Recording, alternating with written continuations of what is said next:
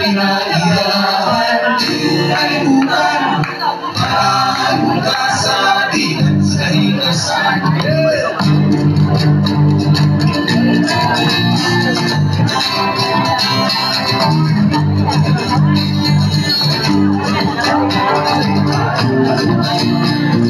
Happy Earth Day, everyone. I am Abel Moya, the chairperson of Iligan City People's Council. We would like to encourage each and everyone to really embrace and love our Mother Earth. No?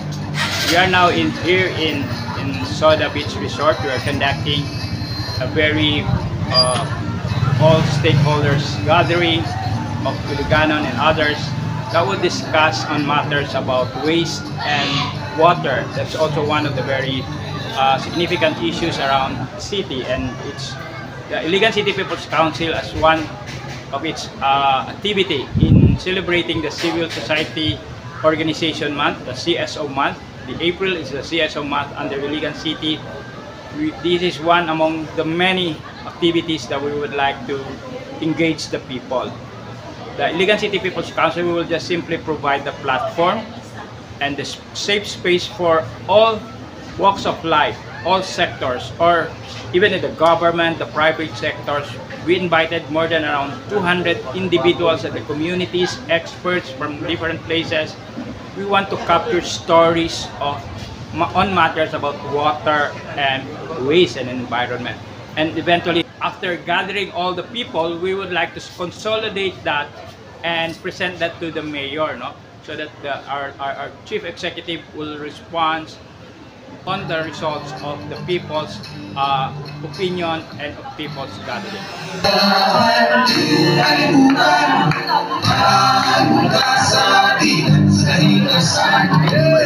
Good day, ako si Cesar Padilla, isa ko musician.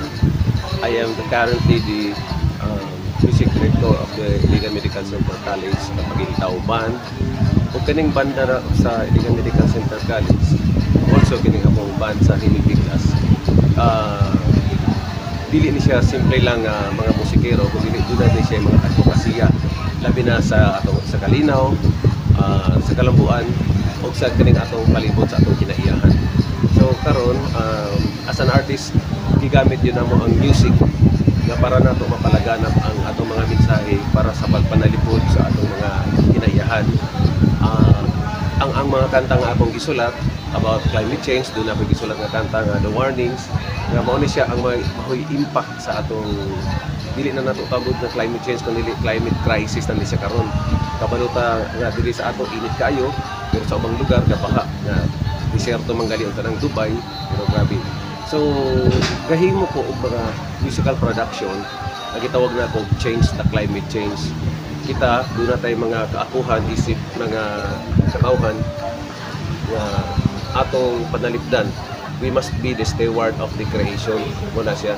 So ginamit ang musika ato sigurong ihimo nga ang atong mga art na to mag-remind sa katawhan na kita doon na tayo mga responsibilidad. Remember na ang earth can exist without man, but man cannot exist without the earth. So atong ambingan. Actually, para sa ako, it's politically incorrect to say that we are saving Mother Earth. No. Ang atong mga effort, ng atong panibdan ang kinaiyahan para na po sa atong kaugalingon. We are protecting human beings from extinction, no? Naghana kayo nga wala nga mga species dinhi sa kalibutan. Kung dili nato ma-afford ang human species to be extinct, no, mawala dinhi. So atong panalipdan ang atong kinaiyahan. Importante magtanong-tan. Mga ginagmay lang gitawag nato ng mga climate change mitigation kanang pagtanong og kahoy, manglimpyo sa atong palibot. Ayun, na.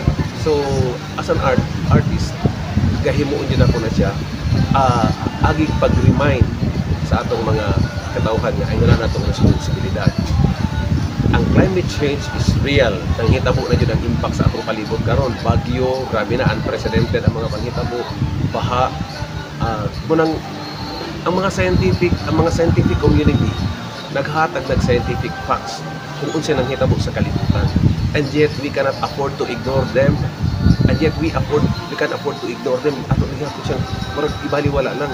So muna siguro ang artist, ang role sa artist karon, gamito niya ang iyang medium para i-remind ang mga tao kung siya atong kakuhan. Pinaiyahan